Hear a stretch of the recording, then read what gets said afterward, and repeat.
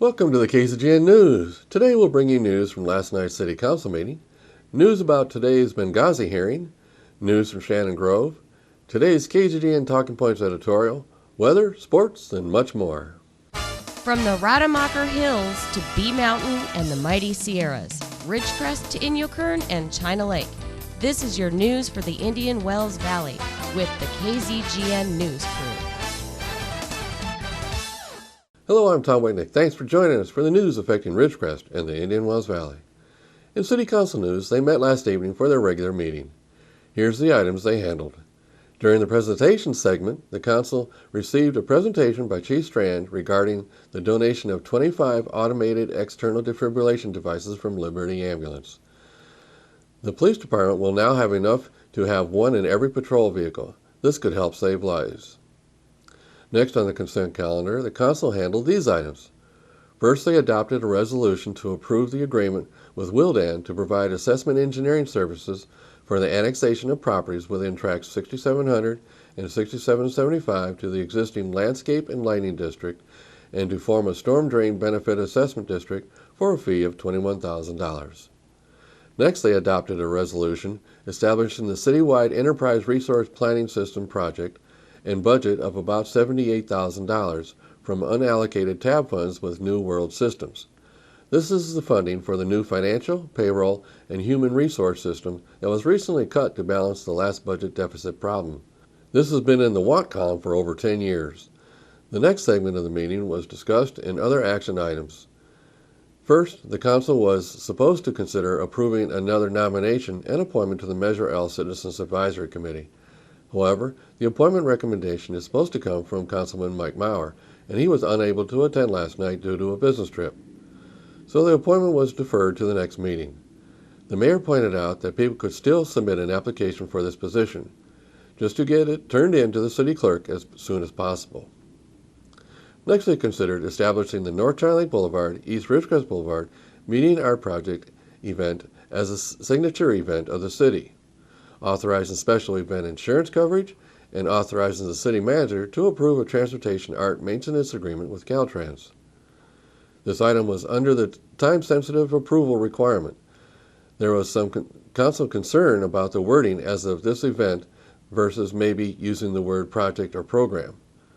So the city attorney said he would have to examine the language closer to answer the question.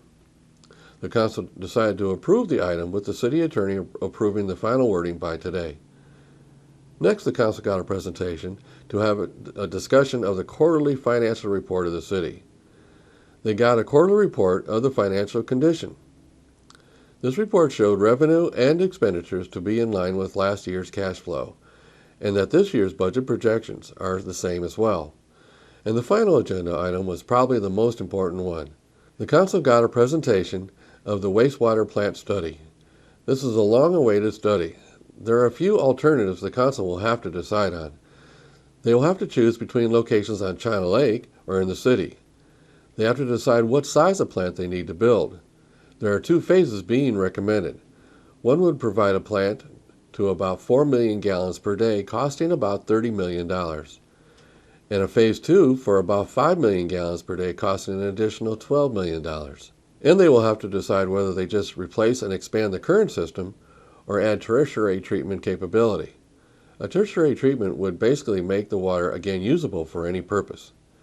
Adding this capability would cost about $8 million. The proposal also recommends a wider use of effluent for irrigation purposes. They recommend installing a purple water line back into the city to water parks and the school ball fields at Burroughs High School and the New Murray Middle School. We also learned that the city has provided the Navy with 30% design plans. These plans have not been provided to the public.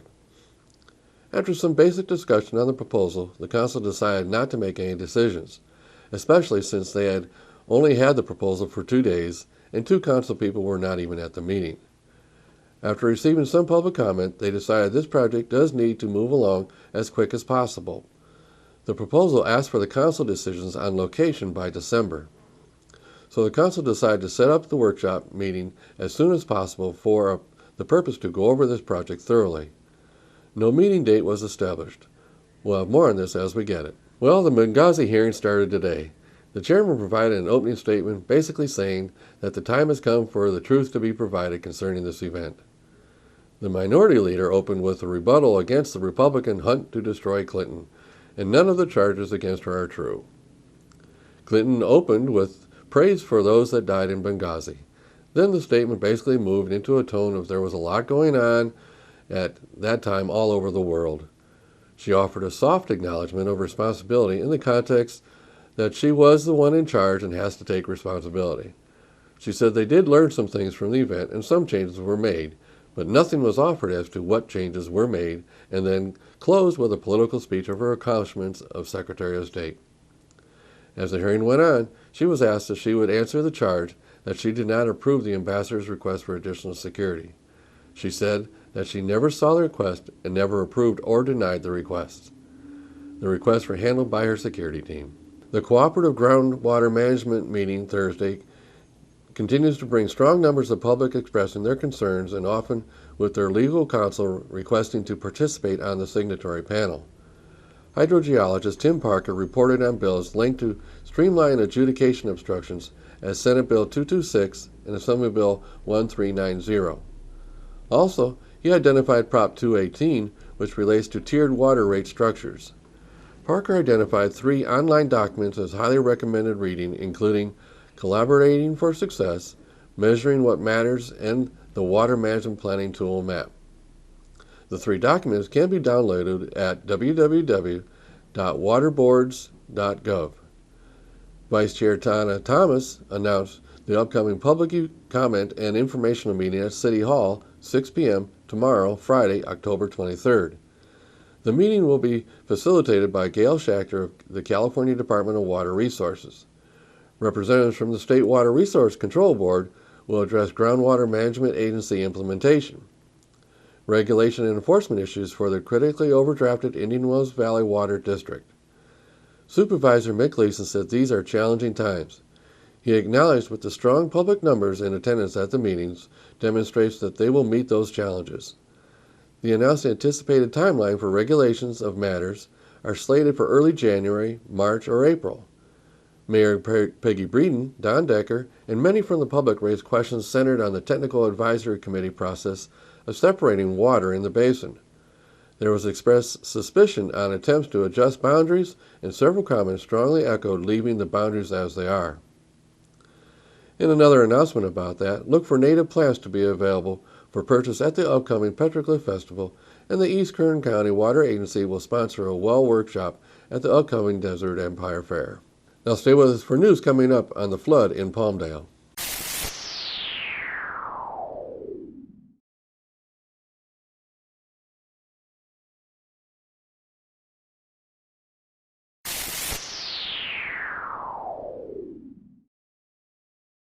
Thanks for staying with us. In news from last week's debris flow in Palmdale, officials released the identity of a man Wednesday whose body was found within a minivan buried in the mud. According to the Los Angeles County Coroner's Office, Robert Michael Rasmussen, 49, of Palmdale, has been identified as the victim. He was a happy guy, said the victim's brother, Ross Driscoll. A loving guy who was always going out of his way for everybody else. He always put people before himself. Deputies said Rasmussen had relatives living in the area. The vehicle was discovered around 12:50 p.m. on Tuesday while maintenance workers used a backhoe to clear out mud and debris located in the 41,000 block of Karen Drive, the Los Angeles County Sheriff's Department reported. It took authorities 11 hours to lift the minivan up from the ground, which was buried within 6 feet of mud. Last Thursday, a powerful rainstorm sent a river of mud flowing down a mountain area in the area. Witnesses reported seeing the Chevy Venture being swept away. A witness said it was coming straight up the road, and then all of a sudden the water hit. It just went over the car, and then it turned it sideways. Then the van just went straight in. The cause of Rasmussen's death has not been released. One can only wonder how this happened. Officials keep telling us to stay away from wash areas when there is the potential of flash flooding. These torrents are deadly, as this terrible accident shows. From Kern County Fire, there was a vehicle fire this morning just after midnight. A 1980 Mercedes caught fire while parked under a carport behind an apartment complex in the 700 block of East Ridgecrest Boulevard by American Street. The flames spread to a Honda Civic parking next to it and a Chevy Malibu next to it as well. Some residents were evacuated from the apartment complex. It took firefighters several minutes to knock down the fire. Cause of the fire is under investigation. Don't forget the Desert Empire Fair starts tonight. The fair opens at 4 p.m. and will run through Sunday. The fair will have rides from Butler Amusements. There will be about 100 concessionaires and local groups displaying their items. And there will be featured events Fridays and Saturday nights as well. Friday night, we will have a rodeo put on by the Kern Valley Rodeo Association. On Saturday night, there will be a concert. With both events, they will be free with a paid admission to the fair. That's the first time these events are free. Additionally, all day long on Saturday and Sunday, there will be all sorts of fun competitions for fair attendees to get involved in. There will be a Jell-O eating contest. There will also be a root beer chugging contest. There will be Lego builders contests for all ages on Saturday. Project can be no larger than 2 square feet. Contestants are encouraged to bring in their projects between 1:45 to 2 p.m. on Saturday. Entry into the fair is free for contestants. Also, we have been told that there will also be new exciting rides this year, which has never been here before. This will be a great new ride for the older teenagers' enjoyment. In news from Ridgecrest Community Hospital, in recognition of Breast Awareness Month, Ridgecrest Regional Hospital's Women's Imaging Department is offering reduced price mammograms and DXA scans. Call the hospital to make an appointment. Call the Women's Imaging Department at 760-499-3820. Again, this is a special reduced rate for mammograms and DXA scans. Call now to take advantage of this special. In the world of shooting and fishing sports, we get this story from Assemblywoman Shannon Grove. Assemblywoman Grove plans to hold a town hall in Weldon Friday geared towards wildlife fishing and hunting enthusiasts interested in learning more about the state's management of fish and wildlife. Grove also will give a capital update for constituents interested in the good, the bad, and the ugly legislation coming out of Sacramento. She said, "I know many of my constituents are worried about the health of recreational fishing and hunting in Kern County, especially after 4 years of drought," she said. "That's why I am bringing several state wildlife officials to Weldon to explain the state's management practices, answer questions, and listen firsthand to constituent concerns."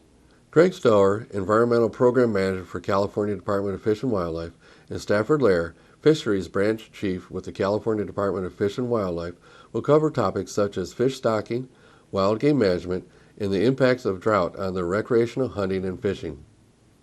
Fish and Wildlife Town Hall will be held Friday, October 23rd from 6 to 7:30 p.m. It'll be at the South Fork Women's Club on Fay Ranch Road in Weldon. For more event details, call Assemblywoman Grove's office in Bakersfield at 661-395-2995. Now it's time for the 88th KZGN News Talking Points editorial. Here's today's topic. Do you think we learned anything new from the Benghazi hearing? Well, I don't think we learned much. Clinton focused on protection for herself. She made a valiant fall on the sword declaration that she was in charge, so she has to take responsibility for what happened in her agencies. But then, the big but. But she managed hundreds of ambassador locations around the world. But she managed an agency of over 70,000 people. But there was turmoil in many locations around the world. But she depends on others around her to make decisions for her daily. She did get daily security briefings, but these charges were not part of those briefings. So, while she takes responsibility, she defers that many of the things she is accused of not doing right or things she did wrong, she depended on others to handle those for her.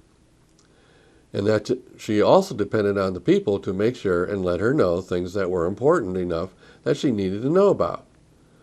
What we heard is that she does not recollect what happened to certain scenarios. Her Democrat supporters did all they could to defend her. Their assertions continue that she did nothing wrong, while the Republicans tried to pin her down on a lot of conflicting statements. Statements it appears that she did not receive certain requests, but she insists she did not get all the things in correspondence that was even addressed to her. Piles of documents and emails were presented showing that she was informed of things going on, but she continues to say other people really handled most of those items. There were examples of conflicting statements between what she says and others that have testified before her. Still, she denied any recollection to these issues. Were there any gotcha moments? You be the judge. I can't see any way she could come away embarrassed from this hearing. I think if she would have just admitted to some mistakes in her management of the issue, a lot of people would just accept an apology. But she won't accept any direct responsibility for some bad decisions. It's everybody else's fault. Anyway, she didn't come away looking very good. In conclusion, some things did get attention that they deserved. However, Clinton really didn't accept any responsibility for Benghazi. She acknowledges some mistakes were made, but she didn't make any of them. So, to that I can only say, nothing new here. I'm Tom Whitnick, and that's what I think. I'd like to know what you think. If you have any comments about this editorial or would like to discuss or recommend a topic, I'd like to hear from you. Please email them to info@kzgn.net. Now stay tuned for weather, sports, and Burroughs Bits when we come back.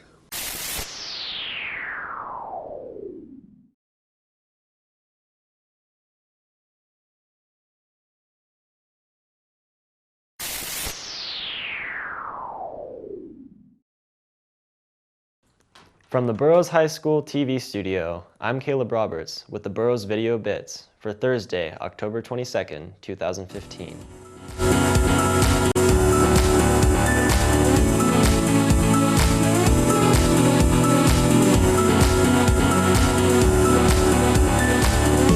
Let's take a look at how athletics of the school are doing from the burroughsathletics.org website.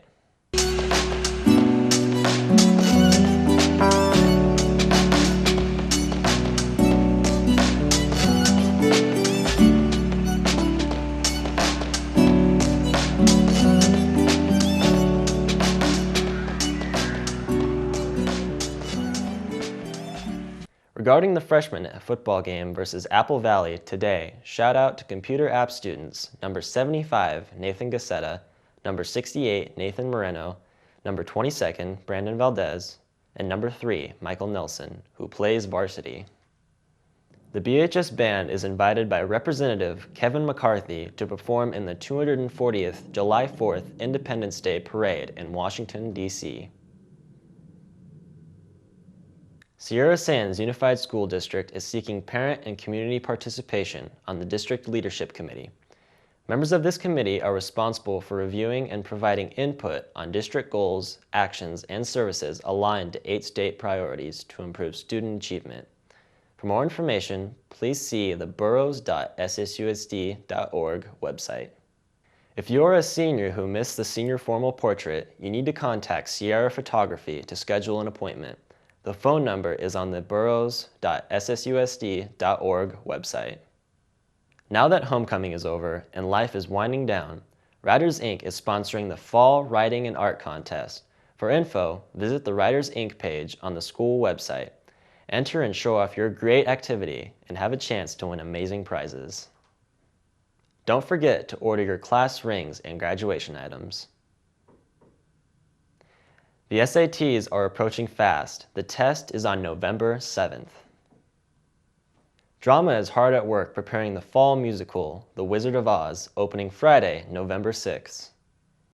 The Burroughs High School robotics teams will be heading to Sultana High School on October 24th for their second round of matches in the VEX Robotics 2015 Nothing But Net competition. That's our segment for the Burroughs High School TV broadcast of Ridgecrest, California. This is Caleb Roberts, signing off.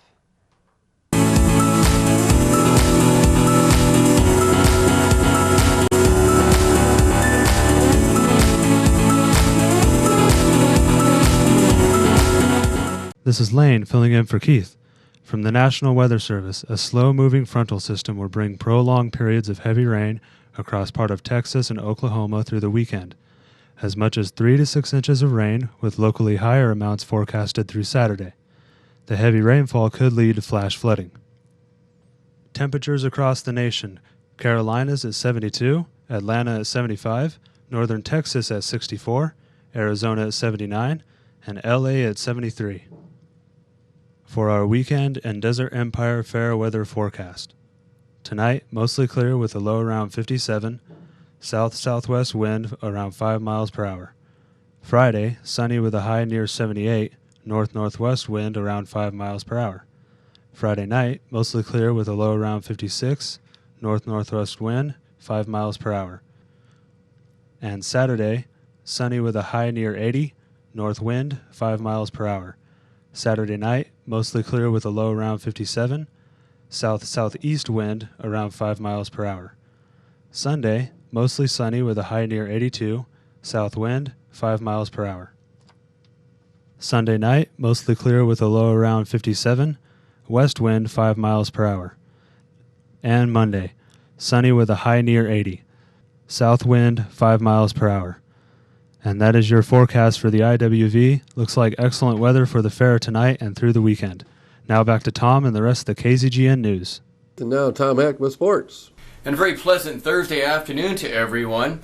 Let's start with Burroughs Volleyball. The Burroughs Volleyball team, good victory yesterday. They beat Oak Hills in 3 straight sets. Their record now is 4 wins and 3 losses in the league, and they are 15-4 overall, having a good season, and they'll probably need to win another league match or 2 to get in the playoffs.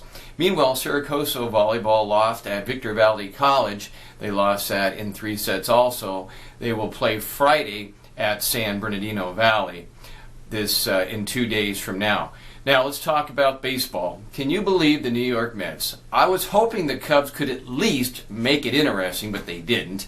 The Cubs got farther than I thought they would get this year. Joe Madden, to me, deserves Manager of the Year. But the Cubs get swept. They lost last night 8-3 in Chicago. Now, the Cubs at no time in the series ever led. That might be in the record books. I don't know if that's ever happened or not. Not even 1 inning did they lead in this best-of-7 series. So the Mets will continue. They're going to have to wait, though, for on Friday night, it'll be Toronto in game number 6 at Kansas City. Now, Toronto won yesterday. They won at home 7-1 against Kansas City. So that's going to set up a very interesting weekend. Probably David Price will get the ball on Friday for Toronto. And if he pitches well, and he hasn't so far in this series, but if he pitches well on Friday night, it'll force a Game 7 on Saturday. That'd be very interesting, Saturday night in Kansas City. Okay, let's talk about Daniel Murphy. Daniel Murphy hit his 6th home run in a row last night. In other words, 6 games with a home run in postseason. That's a record. He tied the record with 5, broke the record with 6. He had 3 hits last night. Almost had 2 home runs. He hit the ivy wall for a double and then homered into right field later in the game. Murphy has been on fire. I cannot remember any dominant situation but Madison Bumgarner a year ago with the Giants on the mound. But hitting-wise, in this century, I don't think so. Boy, if there's not a guy that's going to get the MVP, I don't know who it would be. What a job by Daniel Murphy, who will become a free agent, I believe, by the way. Okay, let's talk about some football coming up this weekend. Now, notably Burroughs. Burroughs plays tomorrow night. They will be over at Apple Valley. Huge game. Burroughs wins that game. They'll be 3-0, and they will be tied for first place. So it's a team that I think we can beat. It should be very interesting. I'll have more tomorrow on that. Todd Mather has his show tonight. If you want to tune in, 7 o'clock over at the Knights of Columbus. It'll be live on 12:40 a.m. Todd will be talking about the game tomorrow night against Apple Valley. He'll also recap last week's win at Hesperia. The team did very, very well last Friday night. They won. They had halftime. They were up 48-7. They went on to score 55 points to win, 55-14. At their homecoming at Hesperia High School. All right, let's talk about the Raiders and Chargers. This weekend in San Diego should be a very good game, really an important game for the Chargers, who really can't afford to lose many more football games. And the Eagles and Panthers. The Panthers are undefeated. They went up and beat Seattle last week at Seattle. All right, local college teams, UCLA and Cal. Huge game for UCLA if they want to keep any hopes of playing for that Southern Division title. Cal right now number 20 in the nation. Best start they've had in a long, long time. They are 5-1. The only loss was to Utah at Utah. Speaking of Utah, the Utes come in number 3 in the country. That hasn't happened in an awful long time. They'll play at USC. That game is at the Coliseum on Saturday night. Should be a very interesting weekend with some good college football. We'll have a few more of those games That's going to happen on Saturday, tomorrow on our Friday Sports Cast. That's your sports for this Thursday afternoon. For KZGN, I'm Tom Heck. So that's the news for today. Office at KZGN-TV know you have a choice in what you watch for your news. We all thank you for choosing KZGN-TV, Ridgecrest's only locally owned community TV station. Now stay tuned for Ridgecrest Talk coming up next.